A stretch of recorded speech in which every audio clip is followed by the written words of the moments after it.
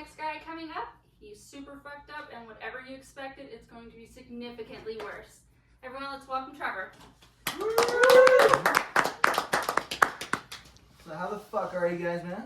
Good. Yeah. Right on. I have cerebral palsy and my genitals work. Woo! And, you know, it's kind of weird even at 30 years old when people tell me to get up here and break a leg because I have CP, so technically one of my legs is already broken.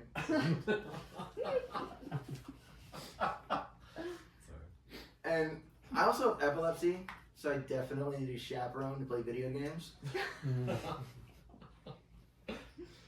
And I got a bunch of chronic pain because of that. And I remember the very first time I tried to have sex, I had a huge flare-up. And my girlfriend was like, well, Trev, at least you were fire in the bedroom.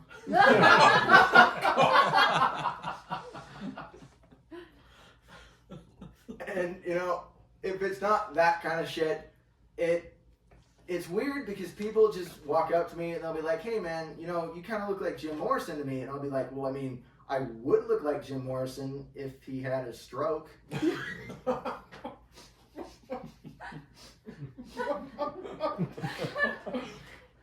You guys okay? It's gonna get worse.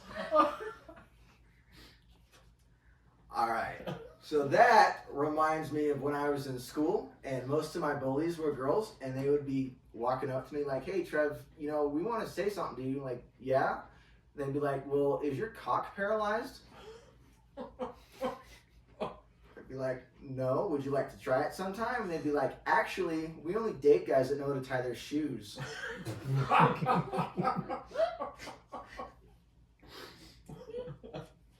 And I was so glad that there was more positive attention after that because I actually got in a huge accident playing basketball, broke a couple ribs, entire body just fucking crashed because of surgeries and everything. She knows what I'm talking about. And basically, like, I was going around, you know, hospital to hospital. They're like, yeah, we actually can't help you. We're just gonna sit here and it's nothing. It's really fun. I'm like, really? Can't you just give me like morphine or something? Isn't that gonna work? Well, they didn't. They gave me fentanyl patches and they sucked. And I remember when those specific doctors did that, I was in the hospital for 20 days, lost 20 pounds, a lot better of a diet than a seizure diet, just in case. And they were like, look, we totally fucked up. Please don't sue us. In fact, because you're so, you know, we want you to take a psych test so that you don't sue us. And it was 300 questions of would you kill yourself, and if so, how'd you do it? I was like, well, I wouldn't kill myself because I'm technically in a vegetative state. But if I was going to, I would marry a Viking woman and we'd have slave and slave owner role play sex until I had a heart attack.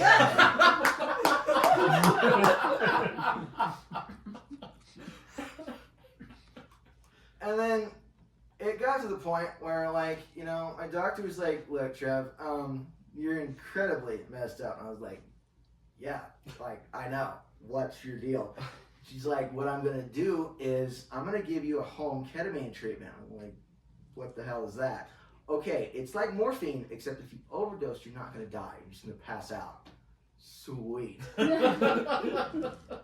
So the next 3 years of my life, I was just like this.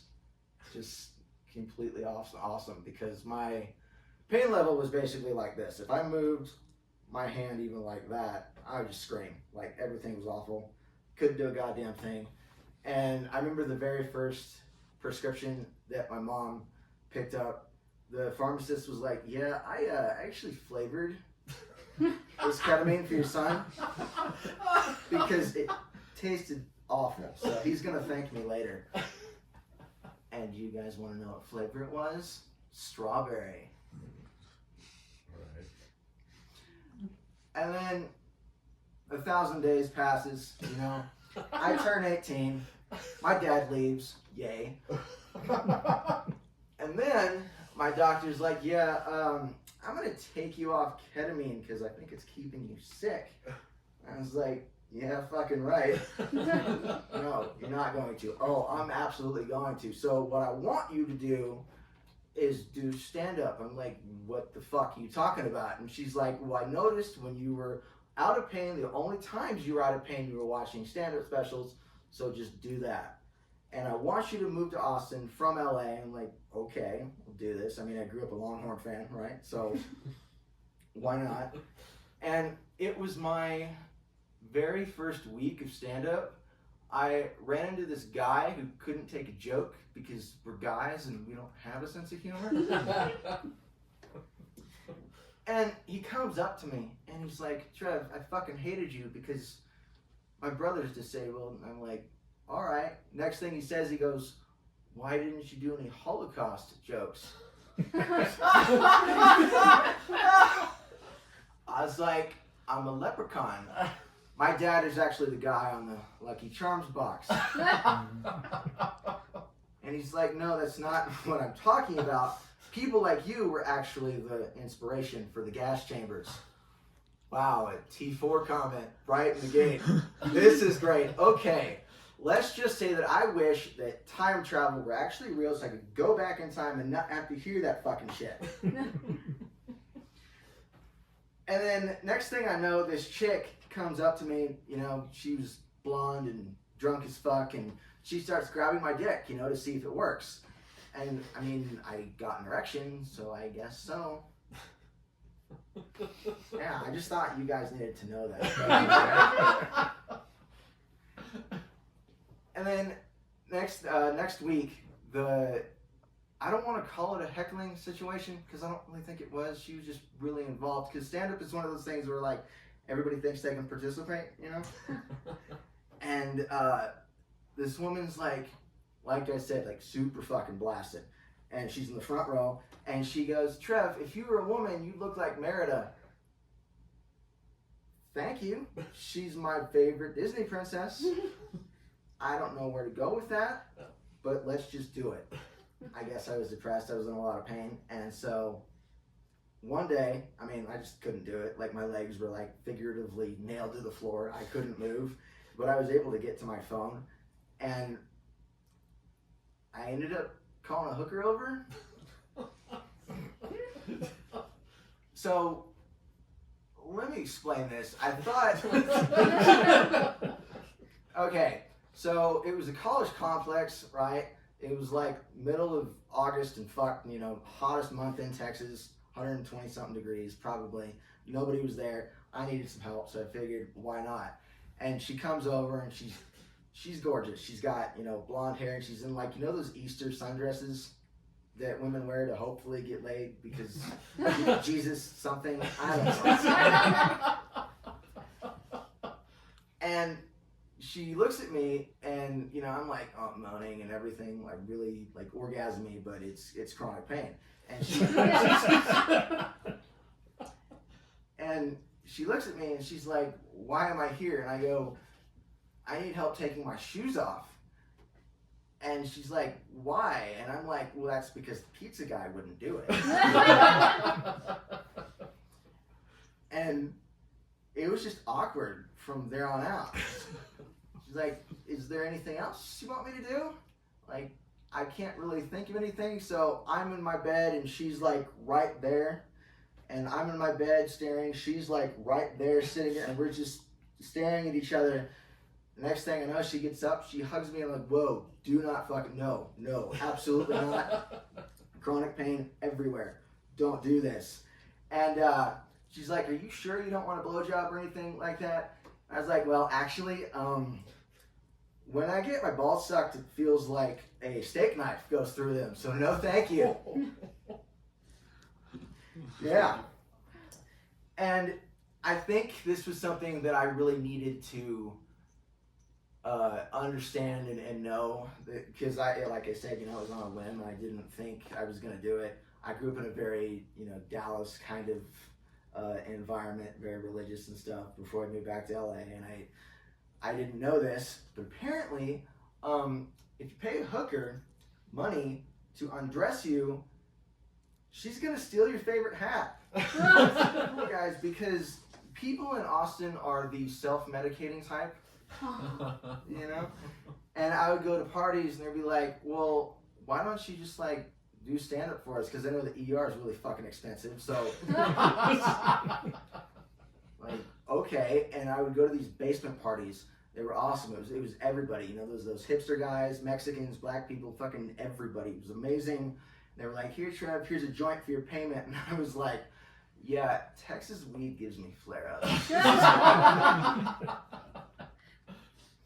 And the reason I especially like love Mexicans is because I lived with a couple of guys from San Antonio. And they were like, Trev, seriously, if you need anything, cocaine, weed, doesn't matter. You can smoke all of our weed. Like, are you sure about that?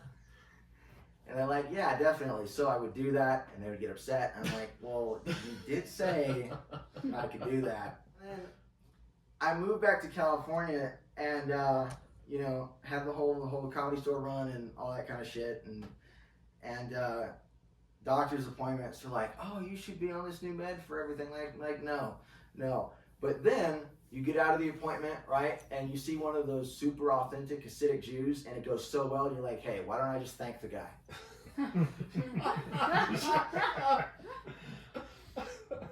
And guys, let me tell you right now, no appointment is complete without a pastrami on rye. I'm just gonna go ahead and say that. And then I think it was a few years had passed where I met this booker, and he put me on 3 shows in 4 days. It was a mini circuit, and he was great because he was like, Trev, I just want to let you know that this first venue, it has a step, so don't trip. And then the pandemic hit, and I had my very first seizure in a decade, and I called my doctor. He was like, what the fuck? Like, you were doing so well. I was like, well, Kobe died.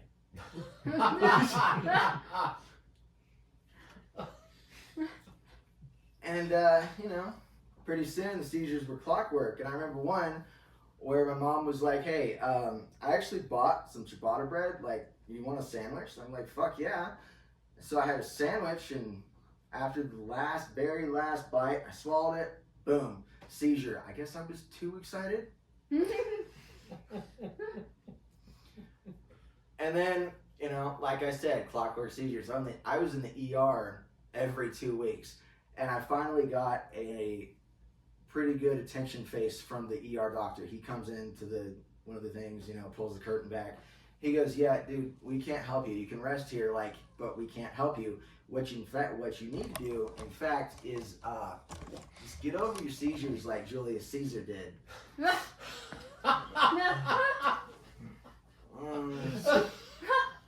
Yeah, I don't think I can, because back then they used to like have people eat fried animal brains for epilepsy cures. But thank you for the recommendation. And then I remember another one where Norm Macdonald died. You know, I was watching soccer because what happened was I thought, hey, what I'm gonna do to calm my brain down, I'm gonna watch soccer, golf, whatever I can. It's really slow. Didn't work. Read that he dies, you know, and I'm just like, and I just can't fucking stop shaking. I'm just like, you know, rescue meds aren't working, nothing's working.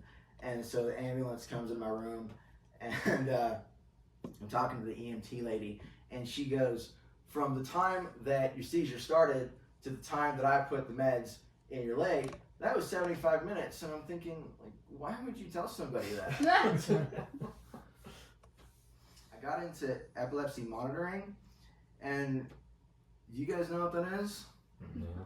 Okay, basically they have this wing in hospitals where they put a bunch of seizure patients in, you know, they hook them up, EEGs and everything, and it's basically pin drop quiet. Like, they asked me, they're like, we're going to take you to an MRI.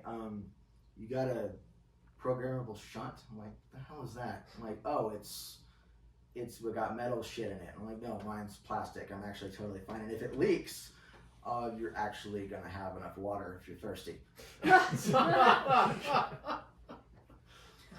And so they're transporting me from my room to the MRI unit, and like they're really, really supportive and everything. They're like, "Don't worry about it. You're a trooper." Like blah blah blah. You know, I'm like, I'm 29 years old. I understand. Like I got this. Everything's fine. And then I realized, wait a minute, they're being too positive. What's going on? Oh, that's right.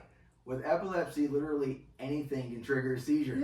It's really weird, like getting texts and monitoring, because I didn't really get a lot of those we're thinking about you texts. It was more like, hey Trev, after seizures, got a weird question for you. Do you watch Tremors?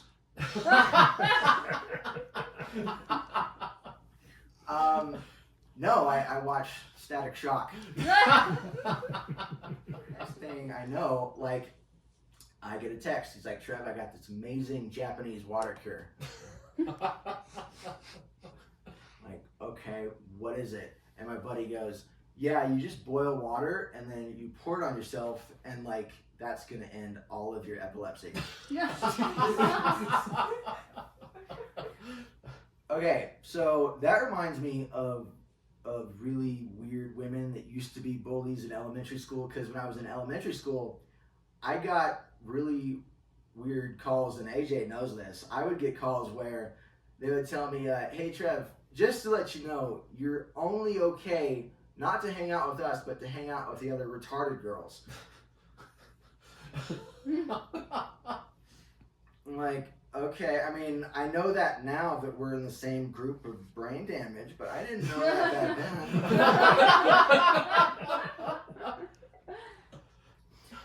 then. And there's those kinds of women, right? You know, and then they grow up and then they go, hey, you know what? I think I have a solution to your epilepsy thing. What I'm going to do is I'm going to fuck you so hard that it's going to have an eternal grand mal seizure, and that's going to be it. Like, you're going to just, everything's going to be great. Yeah, it doesn't work that way. In monitoring, after I was back from the MRI, some nurses came in and they were like, hey, you know, we actually know that talking is a seizure trigger for you. Like, yeah, some people are actually pretty ecstatic about that. So what we're going to do is we're going to come in here, like we're going to check your vitals and everything, and then we're going to have a conversation with you and see if that triggers anything. I was like, okay. So first guy comes in, right, and he's like really working the Jesus stuff, you know? He comes in, he's like, hey, I'm going to check check your vitals. Oh, and by the way, without God, we wouldn't be here. And I was like, dude, this is an epilepsy monitoring unit. Like, everybody is screaming like, fuck, read the room. And next woman comes in, basically the same thing. And she goes, hey, you know, I had a patient just like you, except he never fucked any of his crushes because he was too afraid that a seizure would be triggered. And I was like, well, that's why I play video games with mine. And so I stayed an extra night, you know, got picked up and everything. And my mom looks at my arms and she's like, you look like you just got a needle full of smack. And I was like, well, I do love morphine. And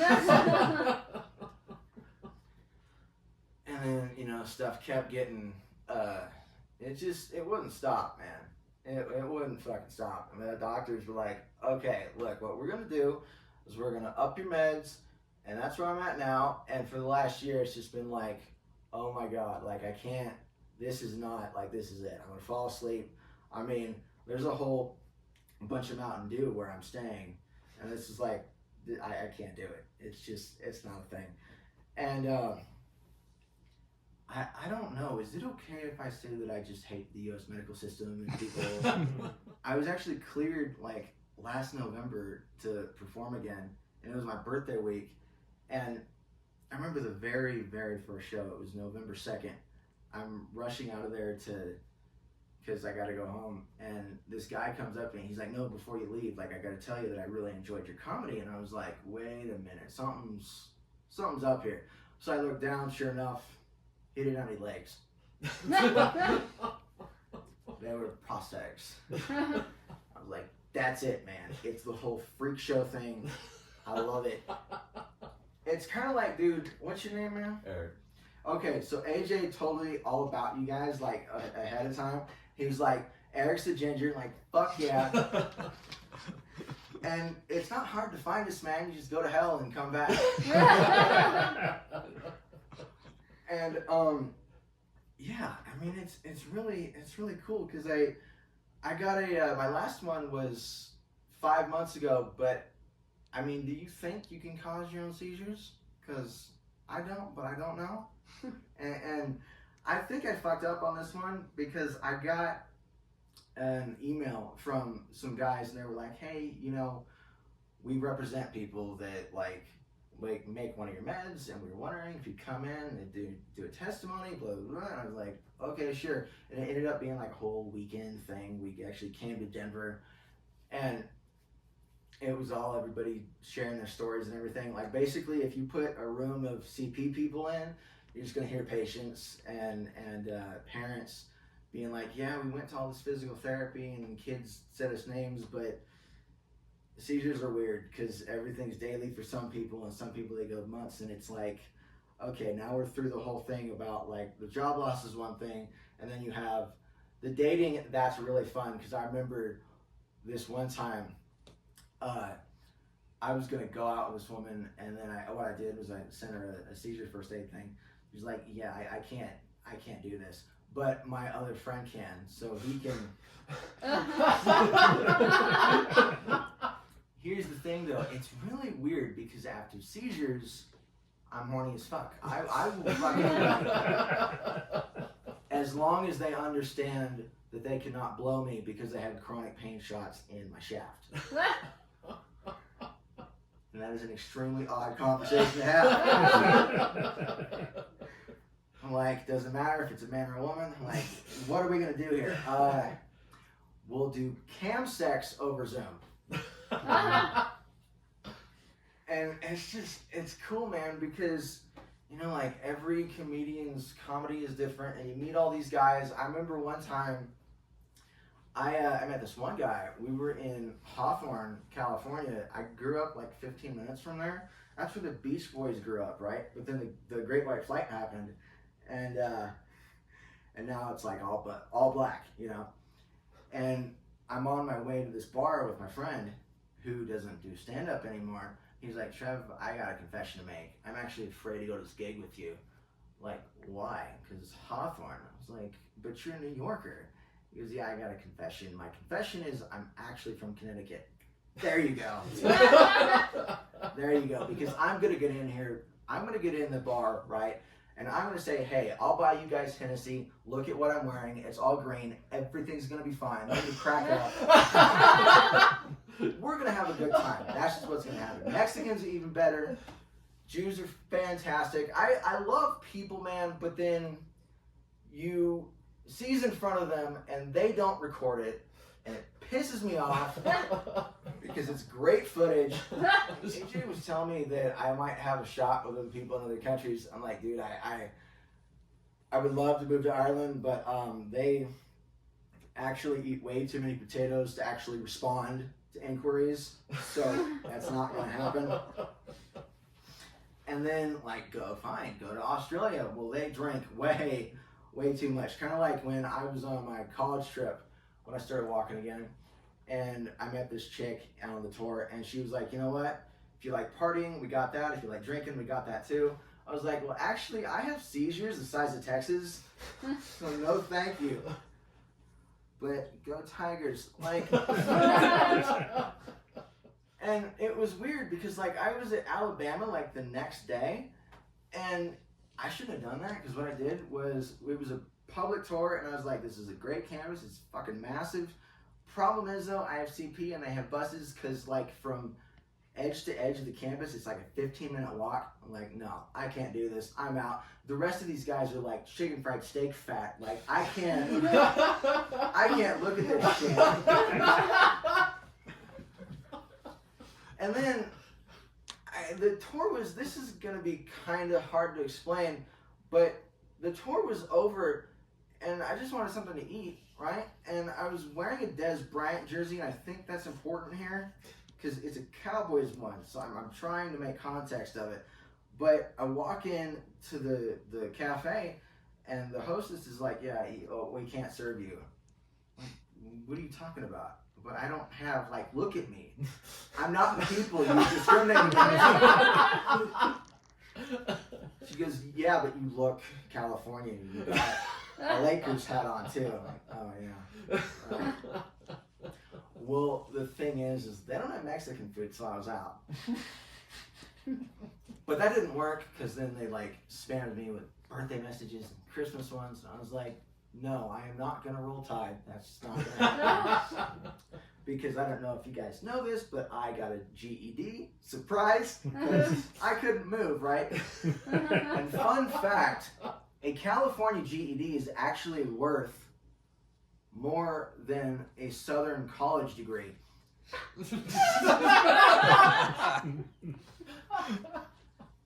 Yeah, you get it.